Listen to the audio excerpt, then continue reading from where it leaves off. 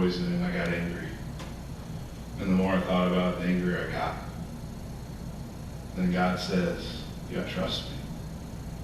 I love you. I love you. This stuff is serving a purpose. I still don't like it, but it's serving a purpose. And I remember that very vividly. And now when things come up, it can't touch that. It can't. Because he brought me out of a really painful, dark place. Because he loved me. And now I know when that happens, I'm going to shed lots of tears. Promise you, I'm not. But they're going to be selfish tears. Because she gets to go home. And that, I think for me, that was one of the biggest things that I learned in that is that God has everything under control and that it's all set to his plan. And I get to remember those things and it makes us happy. And it should restore joy. Even if it's not a fun time. You see, we've got to bring to remembrance his great love for us. Because while we were enemies, he loved us enough to do what he did. So what is it you need to remember today? And tomorrow? And the next several weeks? Maybe there's somebody sitting in here that doesn't know Jesus. Today's the day. Today's the day. That was the other thing that I was struck by this thing with Phyllis. Phyllis was only 66. And she was in great health, and she was going to wake up on Friday morning.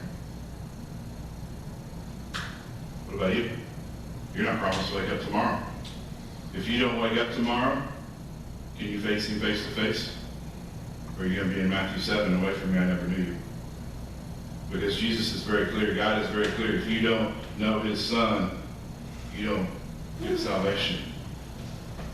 And so if you're here and you don't know who Jesus is, here in just a second, we're going to play a song, and I want you to come, and we'll talk about it, and we'll pray about it, and we'll get the word about it. Maybe you're here, and God has brought something to remembrance today that you need to give him. Don't leave here with that junk. You don't have to. Don't leave here without getting with God and giving him that junk. He wants to take it. But you got to offer it. He wants to take it, but you got to offer it. And you have to remember that the physical is always preceded by the spiritual. So that means when the physical is happening, there's a spiritual reason behind it. Maybe God's brought that very clear. How great would it be to be that servant? Right? I'm going to die, all these people are around, and then your eyes are opened, and there's the host of God fighting your fight. That's true in every one of our lives. But sometimes we hang on to stuff that blocks it, that blinds us. Today's the day. Don't leave here with that stuff. I'm going to play you a song, and I love this song. It's more than anything. And I pray that that is where you're at. I don't want the healing. I want the healer. And I don't want the saving. I want the Savior. Because there's a big difference in that.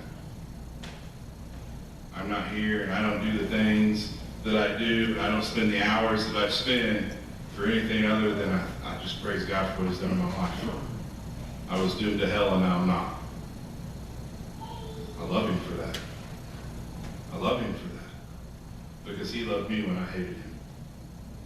Because we were all enemies at one time until Jesus comes.